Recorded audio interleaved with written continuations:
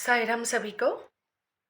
तो मेरे YouTube channel पे आप सबका स्वागत है। आज मैं आप लोगों को बताने जा रही हूँ कि मैं साईं बाबा से कैसे जुड़ी। मैं बाबा से 2016 के बाद जुड़ी। वैसे मैंने आप लोगों को बताया है कि मेरे आई बाबा कोई भी नहीं है। मेरे आई के ध्यान के बाद मैं बिल्कुल टूट गई थी। उनके ध्यान हो गई थी 2016 में। उसके बाद मैं बिल्कुल टूट गई थी। कहीं भी मन नहीं लगता था और बातचीत भी किसी से नहीं करता था। उसके बाद मैं एक प्राइवेट टीचर में इंटरव्यू देने गई। उसके बाद मैं सिलेक्ट हो गई और जॉइन कर लिया। जा रही थी जॉब पे, पर मन नहीं लगता था। मन कहीं भी नहीं लगता था। एकदम टूट गई थी। सिर्फ और सिर्फ माँ के ही याद आती रहती थी। उनके साथ बिताए हुए पल, उनके साथ बिताए सुख दुख की घड़ी, हर एक घड़ी याद आती थी। उसके कुछ महीने बाद ये हुआ कि मुझे पता नहीं क्यों खुद ब खुद बाबा की याद आने लगी। और क्यों याद आने लगी, क्यों उसका फेस, उनके फेस मेरे सामने आते रहते थे, मुझे पता नहीं था। पर बहुत ऐसा लगता था कि बाबा के साथ मेरे जन्मों जन्म का रिश्ता है। तो मेरे पूजा घर में उनके कोई तस्वीर या विग्रह नहीं था। उसके बाद क्या हुआ, मैं एक दिन स्कूल में जा रही थी। उसमें एक पेरेंट आए, एक लेडी पेरेंट, मेरे ही स्टूडेंट का। तो उन्होंने मेरे हाथ में एक साईं बाबा का व्रत कथा का किताब दे दिया। उन्होंने व्रत किया था बाबा का, कोई 5 या 9 व्रत रखा था। उसके बाद उद्यापन के जब घड़ी आई तो ये कुछ नियम है। उद्यापन के टाइम पे कुछ व्रत कथाएं कुछ मैरिड वुमेन को देना चाहिए, तो उन्होंने मुझे भी दिया है। तो उस व्रत कथा के जो पहला वाला पेज है उसमें बाबा का एक तस्वीर था। और उसके बाद तो मेरी जिंदगी की दिशा ही बदल गई। दिशा ही बदल गई इसका मतलब ये नहीं कि मेरे पास महल आ गया, गाड़ी आ गया, मैं बहुत गरीब, मैं बहुत अमीर बन गई, ऐसा नहीं। लेकिन बहुत कुछ परिवर्तन हुआ। और मैं उस बुक को अपने घर, व्रत कथा को घर में लाने के बाद उसी व्रत कथा को अपने पूजा घर में रख दिया। और उसी तस्वीर को, व्रत कथा में जो बाबा की तस्वीर थे ना, उसी को पूजा करने लगी। और दिन प्रतिदिन उनकी तरफ मेरा लगाव और खिंचाव बढ़ता ही गया।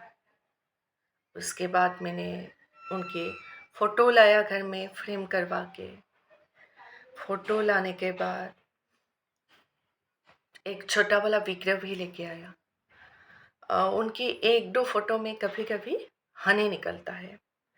और जब भी हनी निकलता है, आप तो जानते हैं, जिनके घर में बाबा के विग्रह से ही हो या फोटो से ही हो हनी निकलते हैं, तो एहसास कैसा होता है।